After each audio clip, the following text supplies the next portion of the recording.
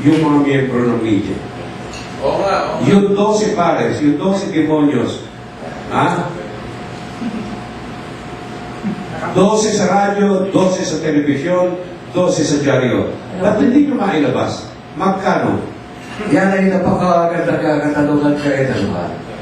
Alam mo, minsan, mayroong kami dyan pumunta sa akin sa bahay. Mayroon talaga ABCBN, may taga-GMA, at iba dyan. Ganito. Minsan niliteryo nila ako.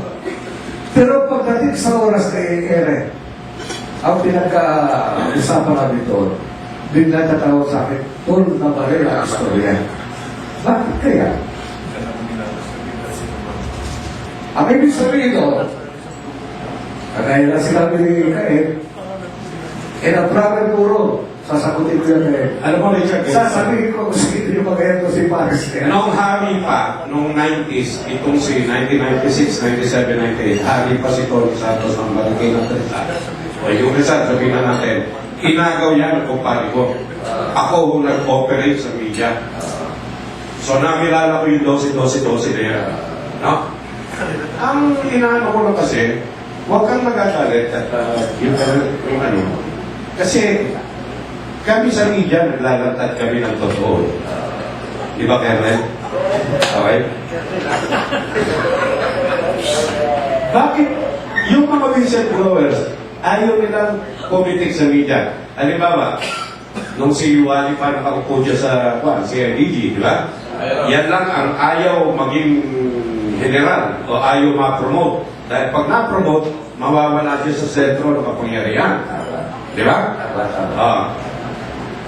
In all fairness, kasi ako bilang media man, Richard, sasabihin ko sa'yo, sang-ayon ako sa Operasyon Norete.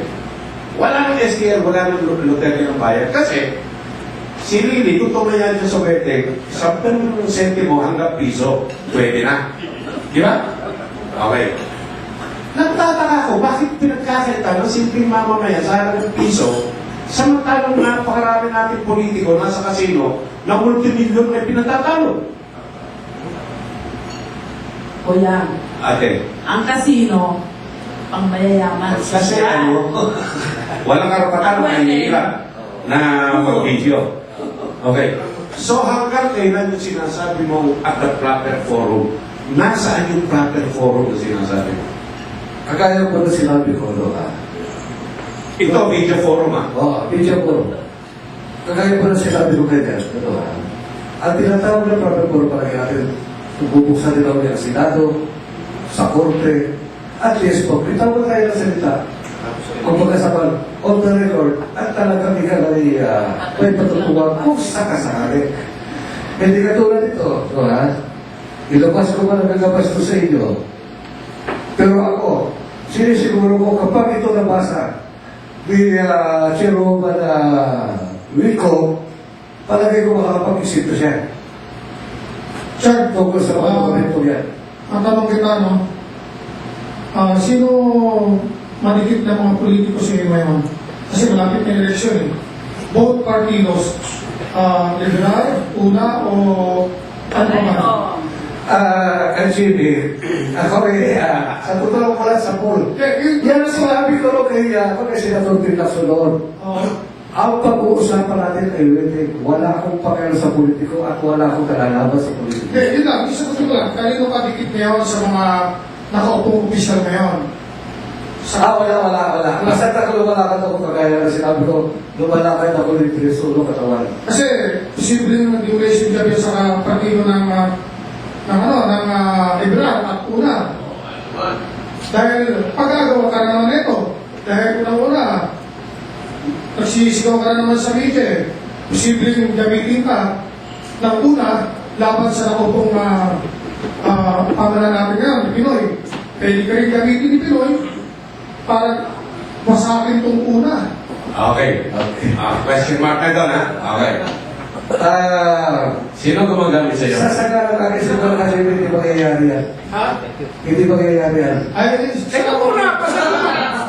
Ano yung tanong mo eh? Hindi mangyayari yan. Una sa lahat, kung sa Senado, Ang buong akala nila noon, bumalik na ako. Ano sinabi ko noon?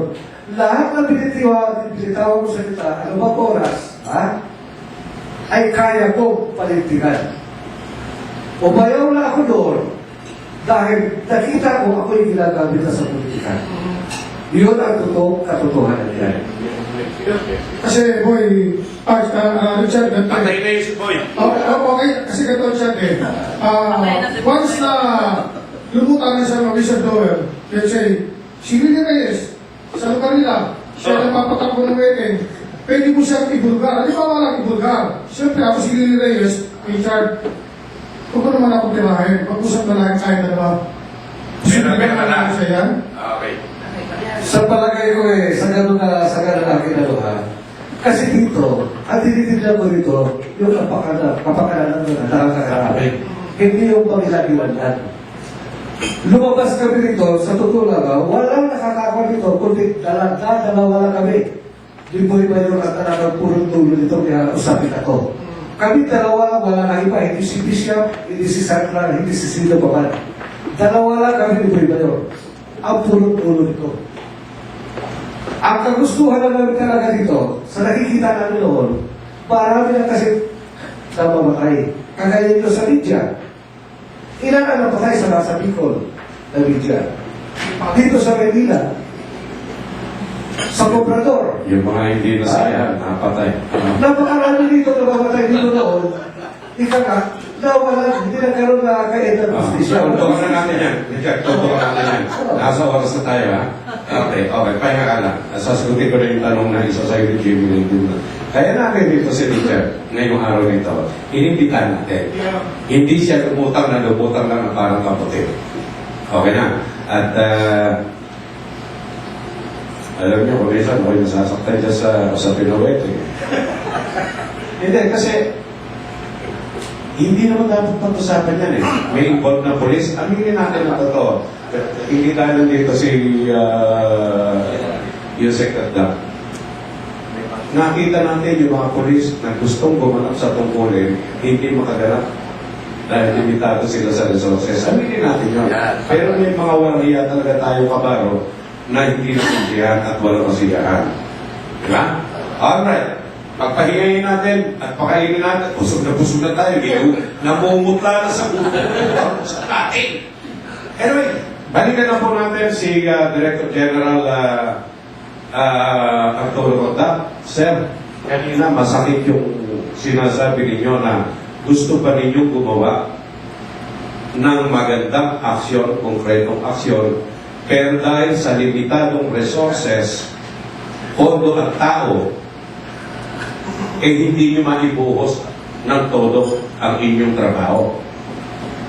So, paano po ngayon yan? At paano nyo mapupunan pa yung mission ninyo?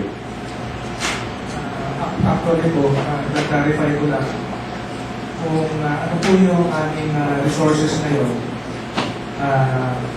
i-maximize po namin ang aming performance para sa ganun ma-address po yung problema. Kaya nga po, dahil po sa sitwasyon, pinofocus po ng PDEA ngayon yung mga operating units po namin, ang i-address yung high value items. At ako po ay umiikot sa ibang bahagi ng Pilipinas upang manawagan sa ating mga partners, hindi natin ng police, to help us by clearing